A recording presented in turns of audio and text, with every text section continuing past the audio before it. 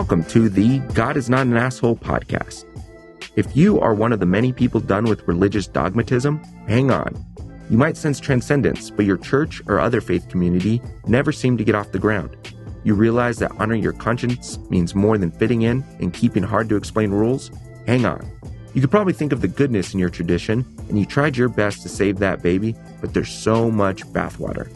Join your hosts, David Norman Moore Jr. in California and Carrie Connolly in New Jersey, who are collaborating to bring on guests who have found life on the other side of fundamentalism. Guests with stories of how they have liberated themselves from beliefs that divide us from each other. None of our guests' narratives are identical, but we hope you'll find something in common with each of them. We invite you to experience our common bond as we all inspire even more of us to embrace the true self.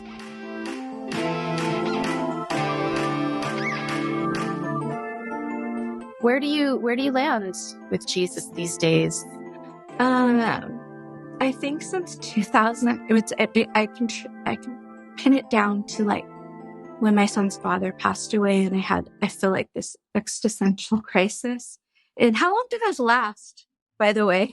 Yeah. I'll let you know when I find out. I think I'm still in it, and I want to believe, and then there's so much doubt. And then I think, I've looked into like other religions, and I'm like, manifesting? Well, that's praying. That's envisioning. And then I look in like a meditation. That's praying. Like, there's so many things that I feel like we're kind of doing different, the same, but different. Different labels. Yeah, different labels. That's the way I see them. I did this my whole life, and it wasn't manifesting. It was like envisioning, prayer and believing, I remember being a little kid and we didn't say that you were sick. We weren't supposed to say, oh, I'm catching a cold. You'd say, I'm catching a healing. Well, isn't that manifesting to be well? Mm-hmm. Yeah. Law of attraction, affirmations. Yeah. So I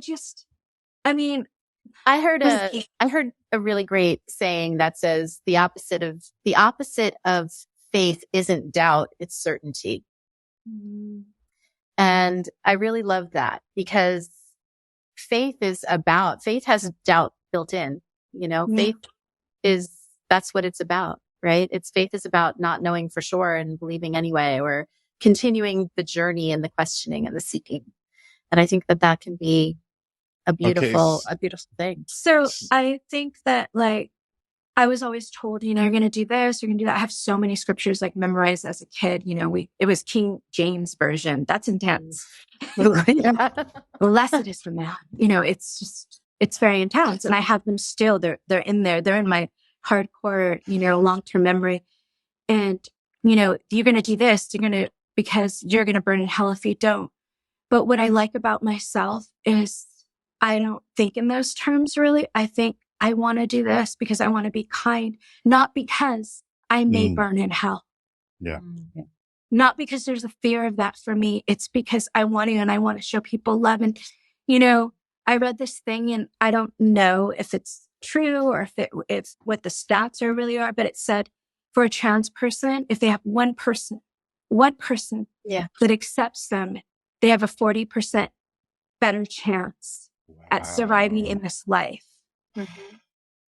I love the fact that to me, and if I can just look at them in the face and be like, I see you.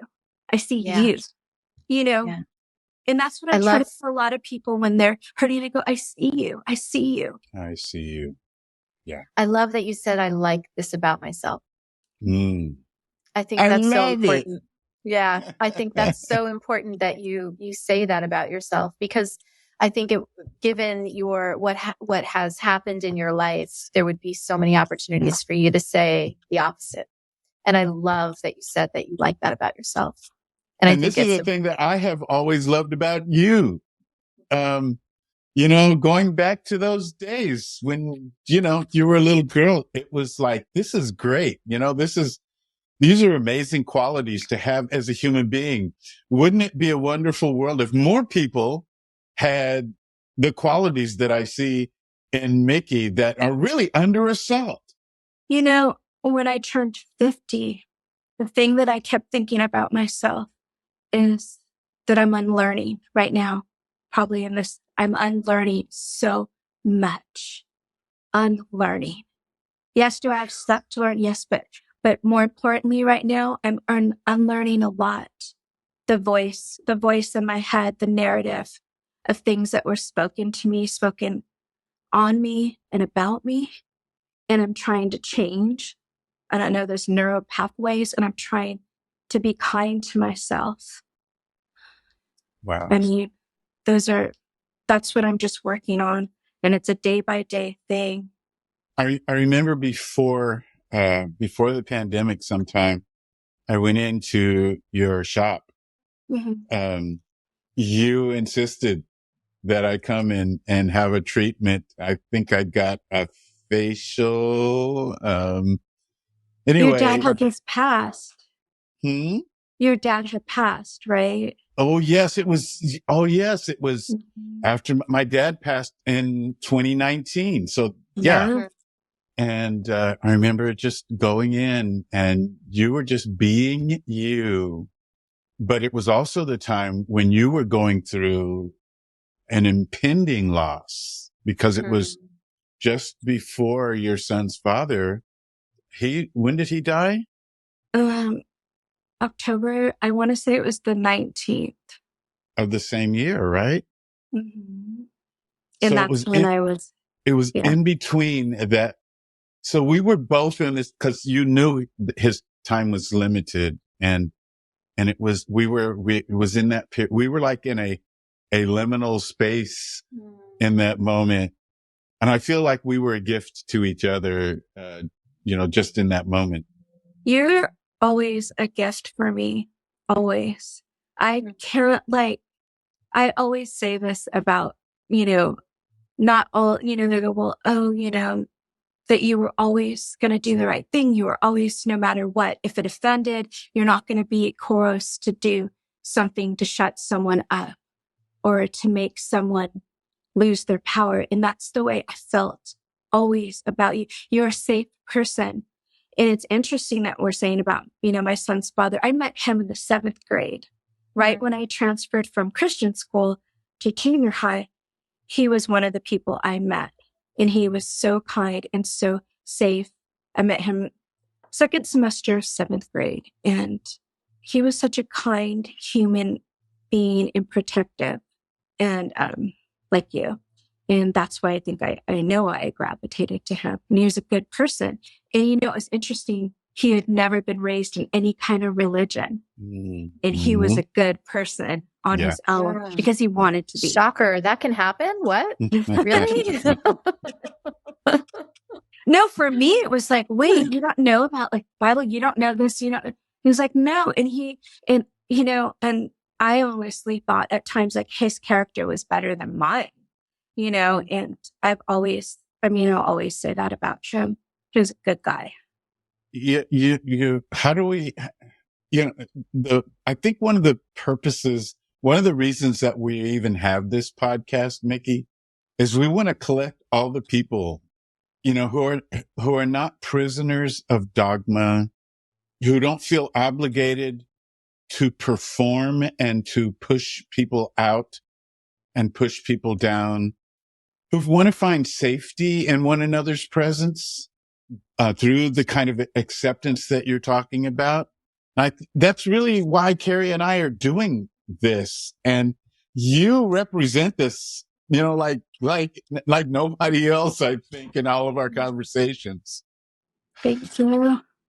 So, when are you going to start your podcast? Me? I've been writing a lot. I write so much. I feel like I've had so many lives since already. And do you have something handy right now that you've written that? Okay. No, they're just little inserts of times and memories, and they probably wouldn't make any kind of sense, to anyone right now. But I've been just writing and just trying to get it out, and it's hard, when things are in the media or they're present, and there's that Danny Masterson thing, and that I'll say it about myself, that was very triggering for me. Yes. And I have to tell myself, don't look at the comments. Don't look at the comments. Mm-hmm. Don't look at the comments. And then somehow, then I look at the comments and I'm mad and I'm angry because they're like, that was 20 years ago and and they should be over it, or that never happened and that they lied and blah, blah, blah, and all this stuff. And when I know that what can happen, what has happened in my case, that it could be ported right away, could be 5 minutes later, and they'll find a way to say, well, what were you wearing? I was wearing Oshkosh overalls for a 9-year-old from Jedlicus. What did you do to seduce them? What were you wearing? Why did you go there? Why did you do that? And it's 5 minutes later, and you're a lot of times still going to be a liar. And you aren't telling the truth in the way that, victims are treated. And it just triggers me because I know what happened. The other person knows what happened. Do I know if it was a Wednesday night service? Do I know if it was a Saturday? I can't tell you what day of the week. I can't tell you probably even the month. I think it was a cold month. I'm not sure, but I can tell you I can tell you it happened and what I felt like. And it felt like I was drowning and I couldn't get air. That's what it felt like. I couldn't get any air. And then I looked up this thing and it said 1,000 sexual assaults. 310 are reported. I wrote it down. 310 are reported. 50 out of the 310, 50 there'll be arrests. Out of the 50, 25 will serve time. That's 2.5%. And so we're mad and we're angry about 2.5. And that's not even saying, who knows the real number, because they're never going to say, and people don't want to talk about it because maybe it's someone in their family, or it's their uncle or their grandpa or whatever. So those never even get talked about. Mm-hmm. And then that family member is told that that person's crazy, or this person, and everybody gangs up on them in a lot of cases because you went against family, because in every family, there's this little society, and there's the boss, and there's a rule maker, and there's the, lack of a better word, chismoso or chismosa. And there's mm-hmm. And then there's the peacemaker that runs around and wants to make everyone just, let's be peace. Let's all get along at any kind of sacrifice.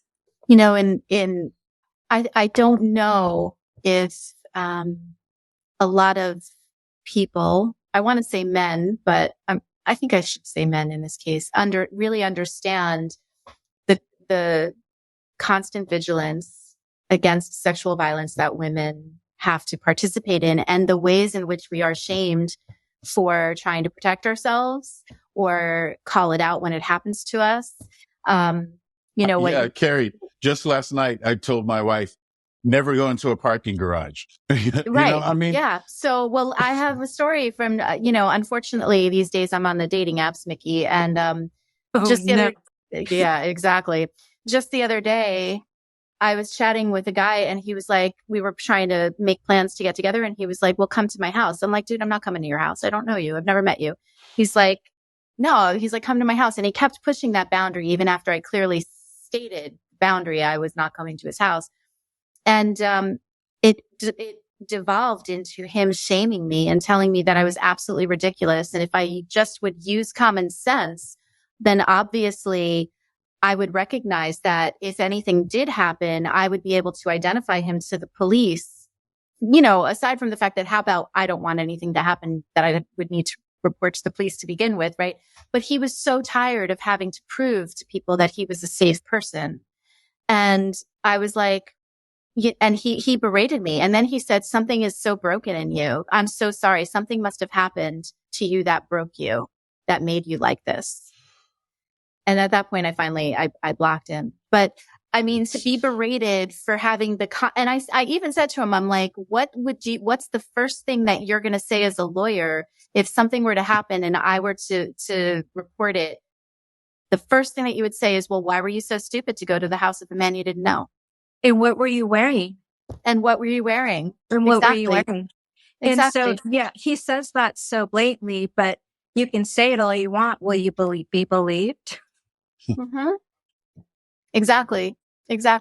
And so and it activated. And at first I dissociated and I was like, okay, he's just a jerk. I'm just going to write it off. And then the next day my body began to remember things. And, Devastating. Carrie, when this is not the first time I've heard you bring up these kinds of Dating encounters. apps. Yes. Yeah. Mm-hmm. I could write a book. You could write, and you probably need to, but somebody needs it. But anyway, to me, it's a revelation in a way, because I can forget that exists, even though I know it does, because I'm in community with the most beautiful men who just don't go there. I mean, Right. we don't want to go there. It's just not. Right. And so, and there are beautiful men, even on the dating apps, and they sometimes have to deal with me saying, no, I'm not going to, I need to text with you here before I give you my phone number, because I don't want to run the risk of a picture I didn't ask for. Right. Yeah. Like things like that. Yeah. Well, I just think then so he did that. So then he eliminated himself and he did your favor, right? Oh, of Yeah. course. Because there was always going to be something pushed.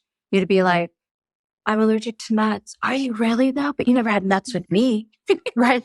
Exactly. It's just, exactly. maybe it's all in your mind. Yeah. I don't know. I just feel like you would have just been uncomfortable because he's comfortable with making you uncomfortable.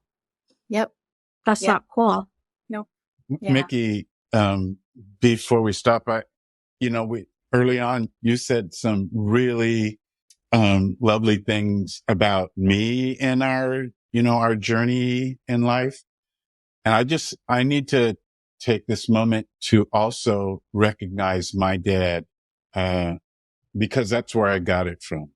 I mean, that's all I have to say about that.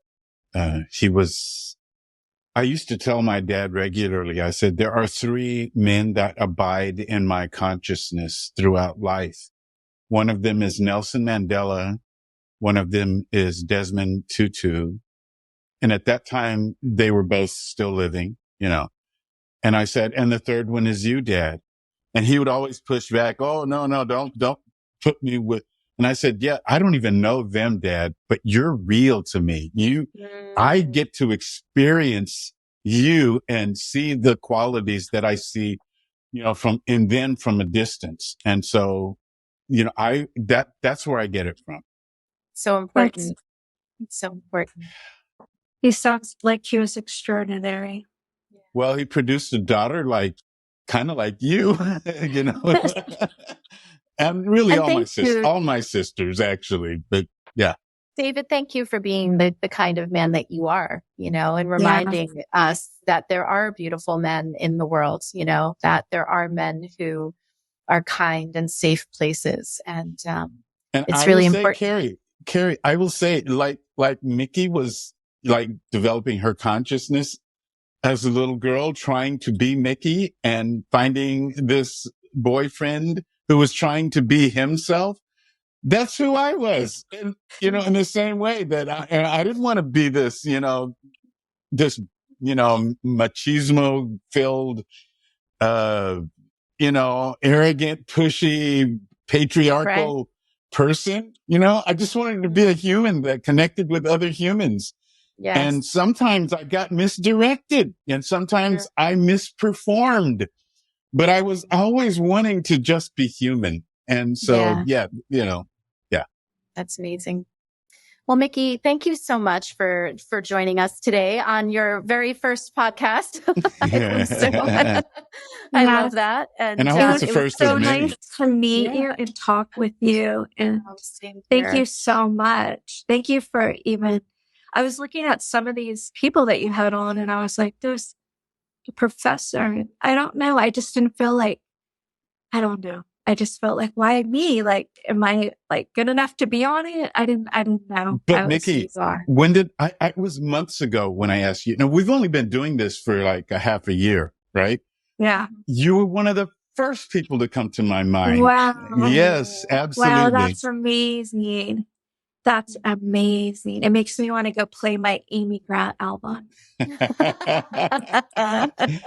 All right. Yeah, because that Amy Grant was emerging around that period. Yeah. Oh, yeah. Yeah. And Reba Rambo and Keith Green. I will always love Keith Green. Yeah. His voice is I know. I don't often know. wonder what side of the spectrum he would be on these days, though. The right side, the I art hope side, so. I the hope empathy so. side, full I of hope love. so. Because his music was He amazing. was so beautiful. And then a lot of us, I don't know, I still have CDs of him and the things that he would say. What was it? What was the one about the hamburger? Because he would say people in every religion praying to Jesus doesn't make you a Christian. And he said, and what did he say about the hamburger? And going to any more McDonald's than doesn't going make to you a hamburger. McDonald's makes you a hamburger. Yeah, that was his answer. And I always remember that. And he would say, people in every religion pray, but praying to Jesus doesn't make you a Christian. So I don't know. I felt like I just loved that. I loved him so much. And I think he had already passed by the time I was even listening to him. Yeah, Yes, me too. because, I was devastated to find out that he had passed away. I looked him up and I'm like, no, I'm so sad. Yeah. But Well, just I discovered his remember music. the day, I was probably 23 or 24 years old, and I heard about the plane that went down. And that was a big day in my life. Yeah. Yeah. Wow. Yeah. Well, thank you. Thank Keith. you very much. Thank you so much, you. Mickie. It was a pleasure to meet you. Thank you so much for being here today. We are people who have left behind performance-based religion and the shame that comes with it. Maybe you have a personal liberation story to tell, and we want to know about it.